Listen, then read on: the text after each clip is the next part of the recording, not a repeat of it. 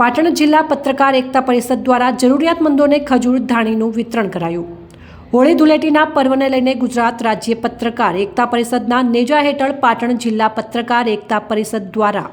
દાતા મનોજભાઈ સોની, જામરાવલ, દ્વારકા, ગુજરાત પત્રકાર એકતા પરિષદ પ્રદેશ ઉપાધ્યક્ષ પાટણ અને ચાણસ્મા ખાતે જરૂરિયાતમંદ નાના ભૂલકાઓને ખજૂર ધાણી, હાયડાના પેકેટ તથા રંગબેરંગી પિચકારીઓનું વિતરણ કરાયું હતું। ભારતીય સંસ્કૃતિમાં તહેવારોનું ખૂબ જ મહત્વ રહેલું છે, ત્યારે તહેવારની સાથે કંઈક મહત્વ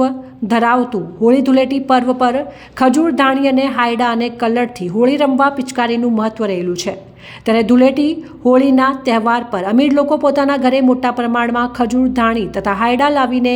હોળી ધૂળેટીના પર્વ મનાવતા હોય છે। ત્યારે જરૂરિયાતમંદ લોકોને વિવિધ સેવાકીય સંસ્થાઓ દ્વારા આવા બાળકોને દરેક તહેવારે કંઈક ને કંઈક આપીને પોતાની સેવાકીય પ્રવૃત્તિમાં સહભાગી બનવાનો અવસર મળતો હોય છે। ત્યારે હોળી ધૂળેટીના પર્વને લઈને ગુજરાત રાજ્ય પત્રકાર એકતા પરિષદના નેજા હેઠળ પ્રદેશ અધ્યક્ષ લાભુભાઈ કાત્રોડિયાના સૂચનાથી તેમજ પાટણ જિલ્લા પત્રકાર એકતા પરિષદના પ્રમુખ પ્રકાશભાઈ નાડોદા અને પત્રકાર એકતા પરિષદના હોદ્દેદારો તેમજ સભ્યો દ્વારા દાતા મનોજભાઈ સોની, જામરાવલ, દ્વારકા, ગુજરાત રાજ્ય પત્રકાર એકતા પરિષદ પ્રદેશ ઉપાધ્યક્ષ દ્વારા પાટણ શહેરના હાંસાપુર અને ચાણસ્મા શહેર બસ સ્ટેશન સામે ઝૂંપડપટ્ટી વિસ્તારમાં રહેતા જરૂરિયાતમંદ પરિવારોની મુલાકાત લઈને તેઓને પણ ખજૂર ધાણી અને હાયડા અને પિચકારીનું વિતરણ કરીને ધામધૂમપૂર્વક હોળી ધૂળેટીના પર્વ મનાવીને એકમાત્ર ઉદાહરણ પૂરું પાડ્યું હતું।